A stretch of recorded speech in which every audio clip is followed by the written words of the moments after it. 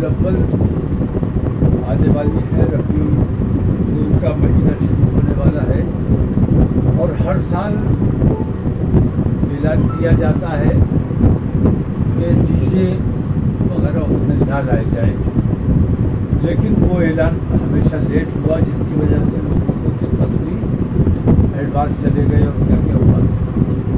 इस बार मरकज से ये ऐलान किया गया है कि पूरे हिंदुस्तान में कहीं भी 12 रबीउल अव्वल के जुलूस में, ईद मिलादुन्नबी के जुलूस में हाई साउंड किसी भी किस्म की, खासतौर से डीजे का इस्तेमाल न किया जाए। सड़क पर नाच गाना जो होता है, तमाशे किए जाते हैं, उनसे परहेज किया जाए और डीजे पर सख्त पाबंदी लगाई गई है और तमाम अंजुमनों से ये अपील की गई है। बल्कि बरेली शरीफ का मरकज़ अहले सुन्नत का ये हुक्म है कि डीजे जो लोग लाएं उनको जुलूस में शामिल न होने दिया जाए।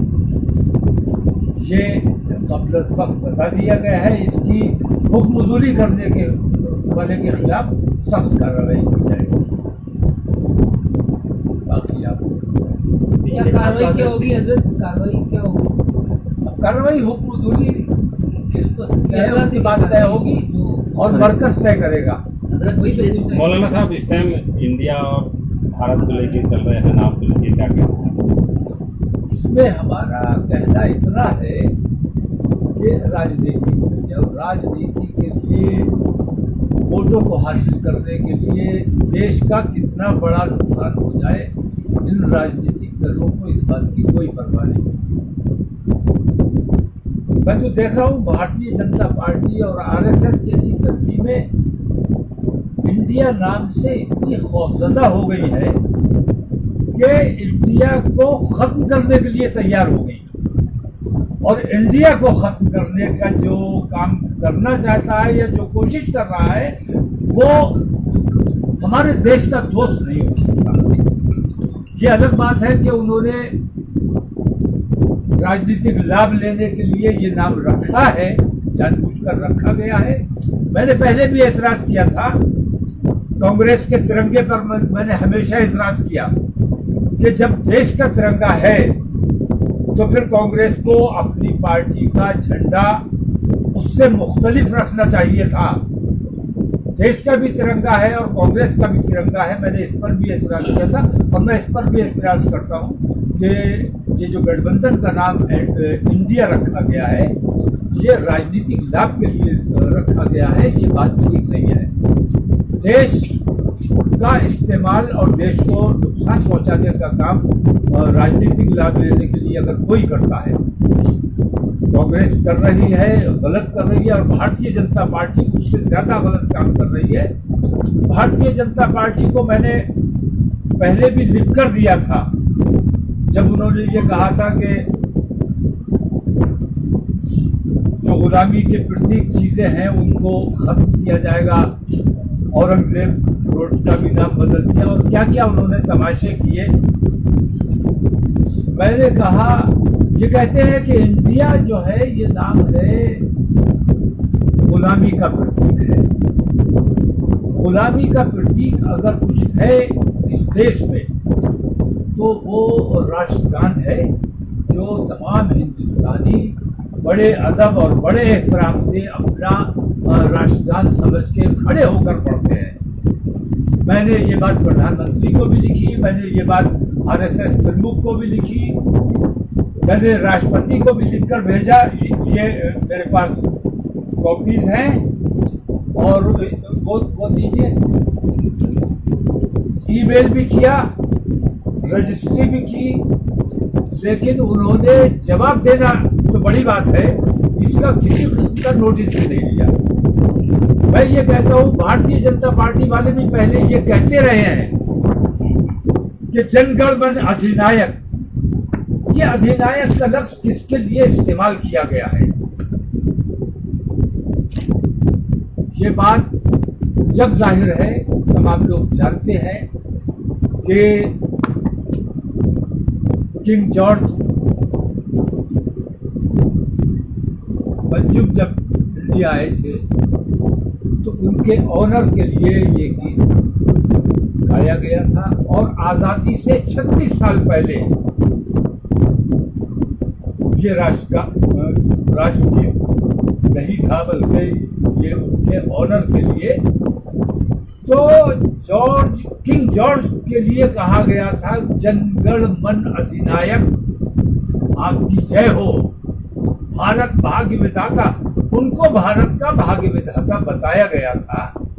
तो ये गुलामी का अगर कोई सबसे बड़ा प्रतीक है तो इंडिया से पहले ये राष्ट्रगान गुलामी का प्रतीक है। इस राष्ट्रगान को मैंने राष्ट्रपति से भी अपील की थी, मैंने प्रधानमंत्री से भी अपील की थी कि इस राष्ट्रगान को तब्दील किया जाना चाहिए, आसान और आम फहम जुबान में लिखा जाना चाहिए। इसमें सारे प्रदेशों के नाम नहीं है, सब प्रदेशों को नाम ना आ सकते हो तो भी आसान जुबान में, जिससे पढ़ने वाले को पता चले कि वो क्या पढ़ रहा है और सुनने वाले को पता चले कि क्या सुन रहा है, जिसको सुनकर लोगों के दिलों में देश प्रेम की भावना पैदा हो, ऐसा राष्ट्रगान वज़ा किया जाना चाहिए।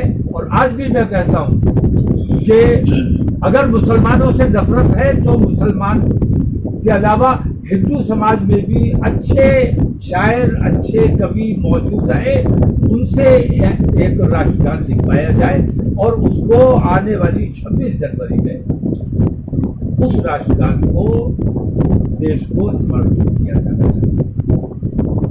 और इस दौरान इंडिया वर्सेस भारत, इसमें हिंदुस्तान को लोग भूल चुके हैं, क्योंकि हिंदुस्तान की राजनीतिक लाभ नहीं हो रहा है। हिंदुस्तान के 3 नाम है और ये तीनों नाम रहने चाहिए। इसमें से एक भी नाम को खत्म करने का मतलब यह है कि जो खत्म करने की कोशिश करता है वो देश प्रेमी नहीं है, देशद्रोही है। ऐसी किसी भी कोशिश को कामयाब नहीं होने दिया जाएगा।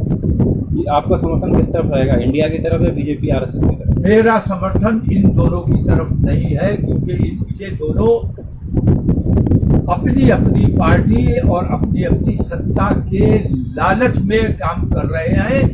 देश के लिए कोई नहीं सोच रहा है, देश के जनता के लिए कोई नहीं सोच रहा है।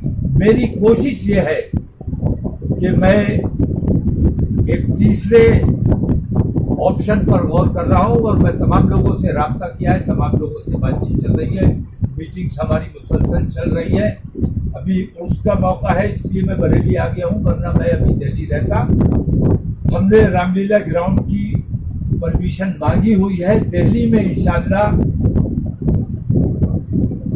15 अक्टूबर हमारी मुस्लिम महापंचायत होने जा रही है, जिसमें तमाम धर्मों के और तमाम बिरादरियों के असंतुष्ट लोग जो इन दोनों से नाखुश हैं, ऐसे तमाम लोगों को हमारे मंच पे जमा किया जाएगा और एक तीसरे मोर्चे की स्थापना 15 अक्टूबर को की जाएगी।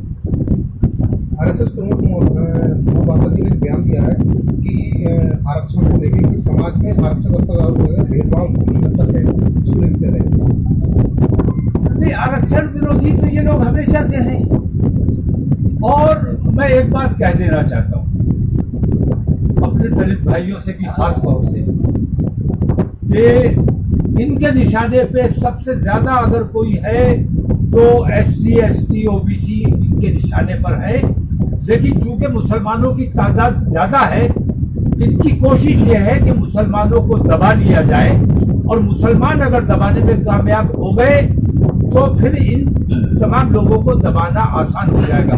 तो एक तरह से मुसलमान जो है वो अपनी लड़ाई कम लड़ रहा है, बल्कि और तमाम सिख समाज की लड़ाई हम लड़ रहे हैं, ईसाई समाज की लड़ाई हम लड़ रहे हैं, आदिवासियों की लड़ाई लड़ रहे हैं, SC ST की लड़ाई हम लड़ रहे हैं। जिस दिन हम अपनी लड़ाई में नाकाम हो जाते हैं या थक जाते हैं या कमजोर हो जाते हैं, हम तो एक तरह से उनकी ढाल है।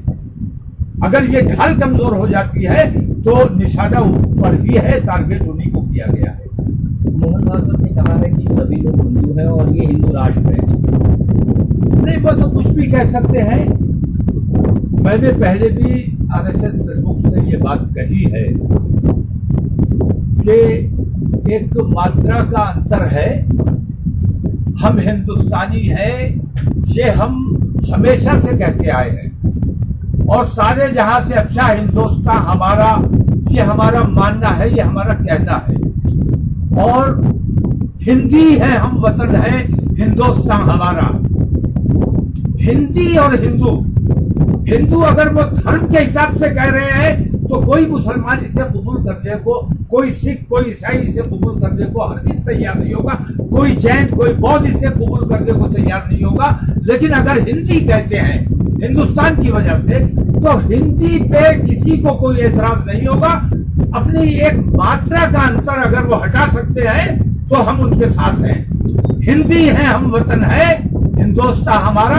और हिंदू होने के साथ साथ मोहन भागवत हिंदी हैं, इस बात का उन्हें ख्याल रखना चाहिए। और हिंदुस्तान के पक्ष में, हिंदुस्तान के फायदे में, हिंदुस्तानियों को कमजोर करने का काम जो आरएसएस कर रही है, इससे परहेज करना चाहिए आरएसएस को। एक देश एक चुनाव पे क्या कहना चाहेंगे आप? एक देश एक चुनाव एक शगुफा है, और इस किस्म के तमाम चीजों में आपको उलझाया जाता है। आप महंगाई पे सवाल नहीं कर रहे हैं, आप बेरोजगारी पे सवाल नहीं कर रहे हैं, आप दूसरी दिक्कतों, दूसरी परेशानियों पर सवाल नहीं कर रहे, दंगे फसाद पे सवाल नहीं कर रहे हैं, नूह पे सवाल नहीं कर रहे हैं, आप मणिपुर पे सवाल नहीं कर रहे हैं। आप सवाल कर रहे हैं ये उलझाने की बातें हैं। पिछले दिनों आप किन मुद्दों पर बहस कर रहे थे, चैनलों में तमाम बहसें हो रही थी, किन मुद्दों पर हो रही थी, आज किन मुद्दों पर हो रही, लेकिन जो असल मुद्दे हैं उन पर आप लोगों को बात नहीं करने दी जा रही है। आपका माइंड डाइवर्ट किया जाता है दूसरे मुद्दों की तरफ।